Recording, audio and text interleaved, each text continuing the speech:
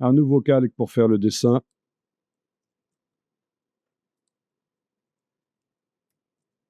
Réessayer aussi donc sur une nouvelle image, c'est pas plus mal.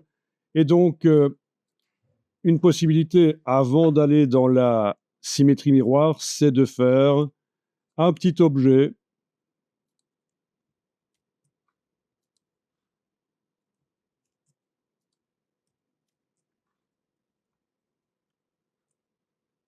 un petit objet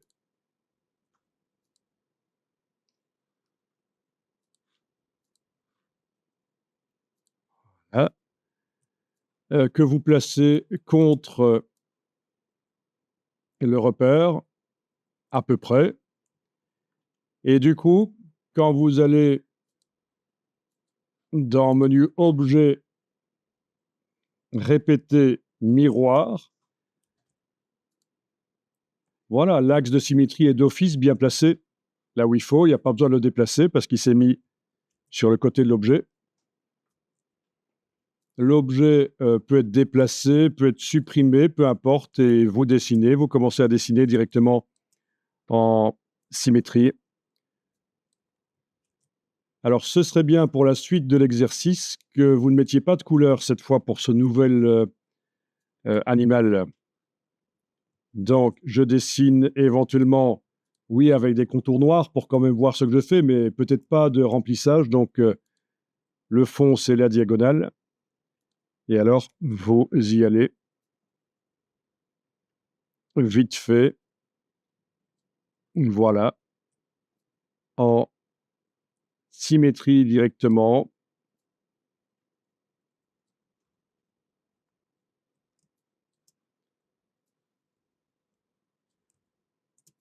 Toujours en dessinant sur la gauche.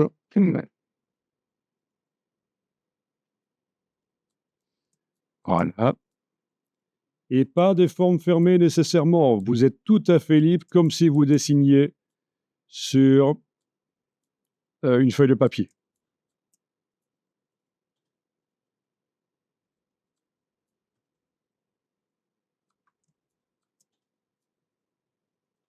Il y a quand même plus à dessiner que sur le chat, je pense.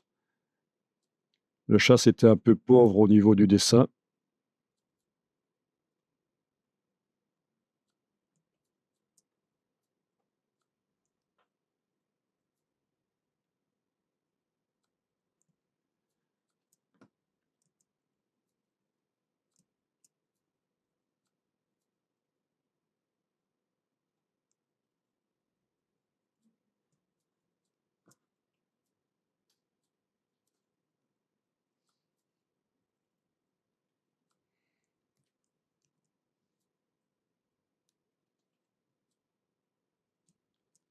Bon.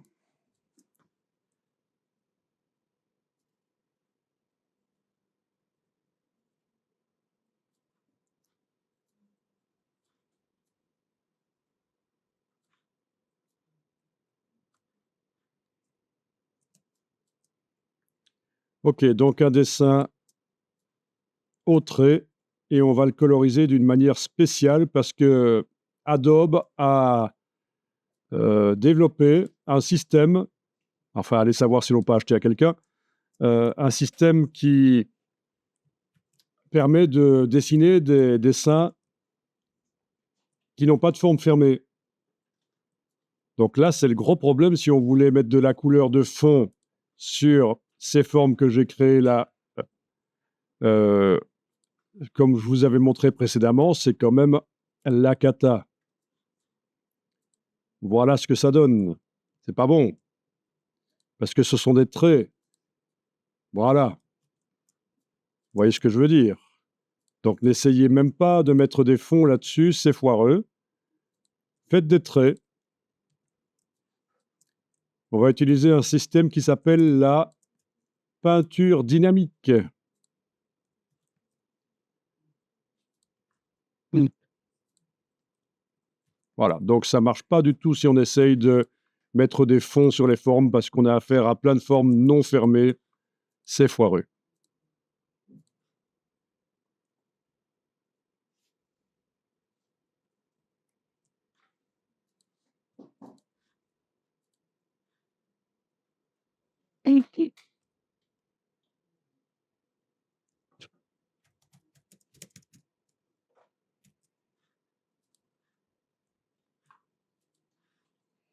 Je vous rappelle que tout ça peut être utile si vous faites du print on demand. Vous pouvez vos illustrations les mettre sur des t-shirts, etc. Ça peut être sympa. Voilà, le print on demand, ce genre d'illustration, on peut en générer plein rapidement, hein. Il y a aussi le print on demand avec les livres de dessin. Vous connaissez ça? Des gens qui, pour décompresser, colorient des livres avec plein de dessins en noir et blanc. Ah, il n'y a pas les mandalas, tu veux dire? Pas les mantras, les mandalas. Oui, oui, il y a les mandalas, mais il n'y a pas que ça. Donc, il y a un marché pour tout ça, hein.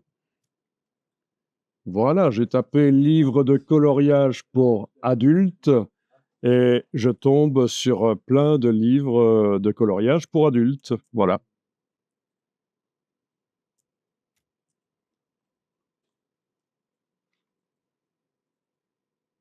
Il y en a pour les enfants, mais bon, voilà. Donc, c'est sympa.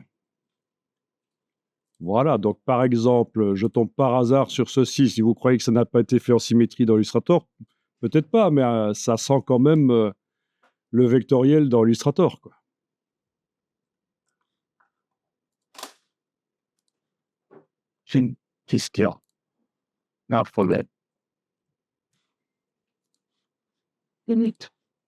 Bon, voilà, tout ça est très sympa.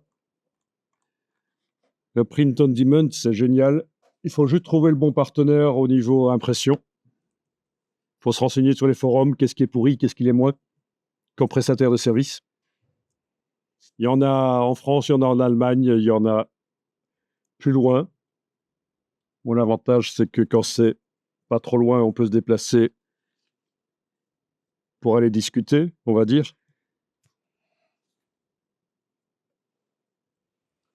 Les impressions les moins chères pour les livres, vous allez trouver ça en Italie et tout ce qui est Maghreb. Donc, c'est là qu'on a les prix les moins élevés quand on veut imprimer soi-même un livre. Mais ce n'est pas vraiment du print on demand. Alors, hein, il faut imprimer 500 exemplaires peut-être au minimum, mais c'est connu que Italie et Maghreb, c'est le bon plan pour imprimer. Et également, oui, les pays de l'Est. Oui, les pays de l'Est, Roumanie, oui. Oui, oui. Le Maghreb, c'est plus difficile de se déplacer en cas de problème, mais les pays de l'Est, c'est quand même assez proche, hein. Oui, tous ces imprimeurs sont sur les réseaux sociaux, on peut les trouver facilement. Sur LinkedIn, sur Facebook, tout ça, ils ont pignon sur rue, hein. Ici, j'ai juste tapé t-shirt illustration print on demand et vous voyez qu'il y a de tout. Donc, je vous rappelle que ces t-shirts n'ont peut-être jamais existé. Ce sera quand quelqu'un va les acheter qui vont être réalisés. C'est pour ça qu'on en trouve plein, avec plein d'illustrations différentes. Et c'est pour ça que pour vous, ça ne coûte rien. Tant que personne ne l'a acheté, et même si quelqu'un l'achète un jour, vous avez juste sur le bénéfice le prestataire de service qui prend son pourcentage. Moi, je suis sidéré que ça fait quand même des années que ça existe et que peu de gens ont compris que c'est comme ça que ça fonctionne, le print on demand. Que oui, quand j'en parle, c'est toujours la plupart n'ont jamais entendu parler de ça. Ils pensent que quand ils voient des t-shirts sur le web, c'est des choses qui existent. Ils ne pensent pas que ça va être imprimé quand c'est commandé. Et c'est pour ça qu'on trouve des choses assez nulles parfois, hein. Je dis pas ceci, mais il y a parfois des choses qui sont vraiment. On se demande qui achèterait ça. Alors, si vous êtes un peu coincé en dessin, on ne sait pas. D'abord, c'est peut-être un problème de perfectionnisme. Vous avez peut-être l'ego un peu trop haut placé. Donc, il faut forcer, il ne faut pas hésiter.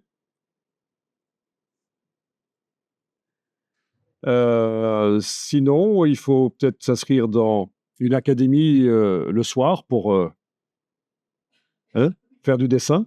Ça existe. On rencontre des gens en plus. Il n'y a pas moyen d'annuler. Alors, il y a un truc imparable pour se décoincer au niveau du dessin. C'est regarder des enfants dessiner. Eux, ils ne sont pas coincés du tout. Hein. Ils y vont. Hein. Et c'est toujours des œuvres d'art, selon eux. Je ne sais pas si selon eux, c'est des œuvres d'art, mais en tout cas, ça a un côté intéressant, je trouve, spontané. Voilà.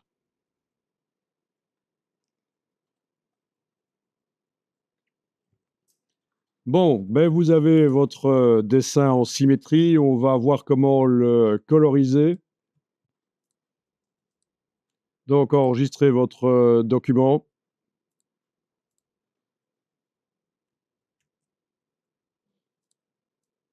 Pour être certaine de ne pas le perdre, parce que c'est toujours utile de garder la version avec la symétrie modifiable. Parce que là, on va finaliser la symétrie pour faire la suite. Donc, il existe plusieurs méthodes pour finaliser la symétrie objet répété miroir. Oui, on l'appelle objet répété miroir pour faire la différence avec les deux autres types de symétrie. Donc, la première méthode n'est pas très bonne en fait. Elle consiste à faire objet décomposé. C'est pas génial. Et dans les forums, on dit qu'il ne faut pas faire comme ça. Les utilisateurs ont dit qu'il vaut mieux faire ceci. Objet, répété, annulé. Et là, il ne vous reste plus que ce que vous avez réellement dessiné, la moitié du dessin.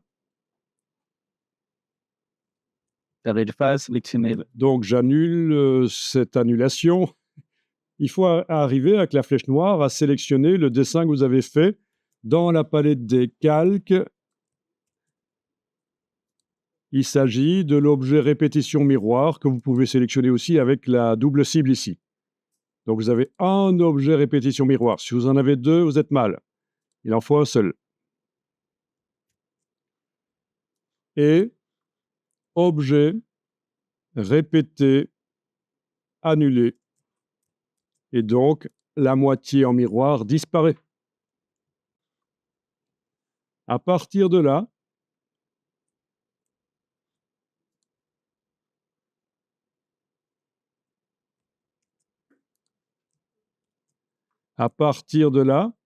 une chose que vous pourriez faire qui peut être intéressante, c'est de sélectionner tout ceci, tout ce que vous avez fait, et de mémoriser la sélection, parce que nous allons utiliser un outil qui va superposer plein de tracés à ça. Et si par hasard vous cliquez à côté pour faire le tri après, ça va être hyper difficile.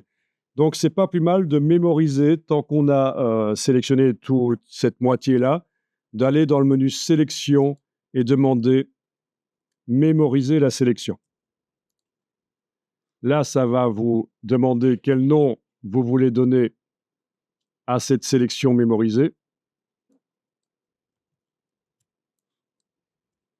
Vous pouvez la garder sous le nom sélection 1, c'est bien. OK. Et donc, ça fonctionne. On peut vérifier que ça fonctionne. Si vous cliquez à côté, c'est pas sélectionné, et vous allez dans le menu sélection, dans le bas du menu sélection, vous retrouvez votre sélection mémorisée, vous allez dessus, ça sélectionne. Parfait. Donc c'est pratique ça, même dans d'autres circonstances, c'est très pratique de savoir que on peut mémoriser dans Illustrator une sélection de certains des objets de l'illustration. Il y en a à qui j'ai montré ça et qui ont râlé. Si j'avais connu ça avant, ça m'aurait bien servi.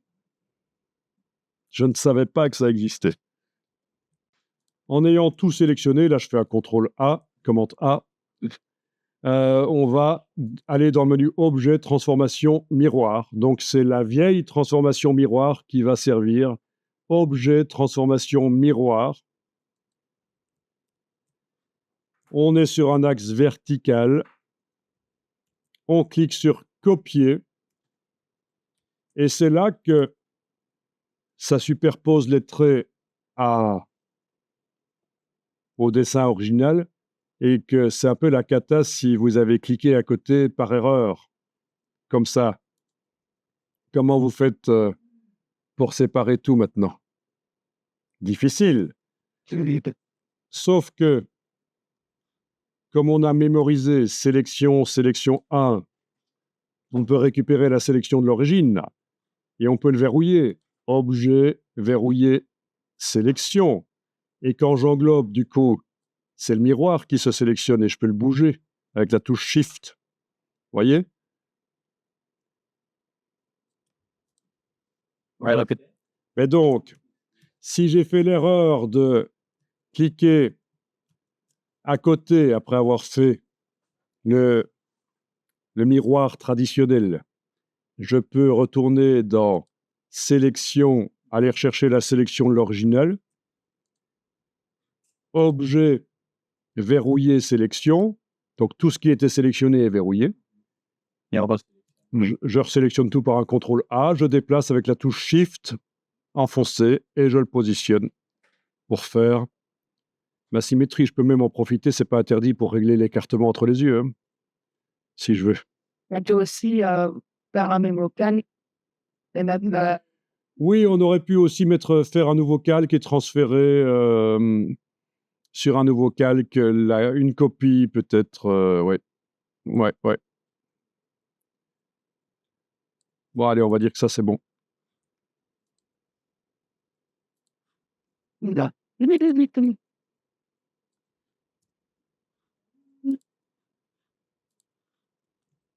Bon, n'oubliez pas d'enregistrer. Il vaut mieux trop enregistrer que pas assez.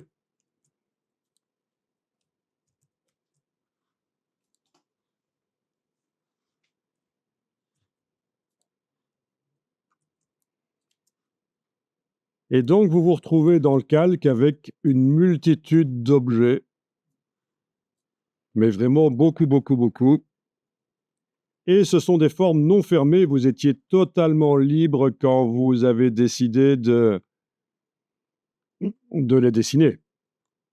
Ah tiens, je vais faire objet tout déverrouillé parce que j'ai toujours l'autre partie qui est verrouillée. Objet tout déverrouillé, voilà. Donc tout est accessible. Pas de problème.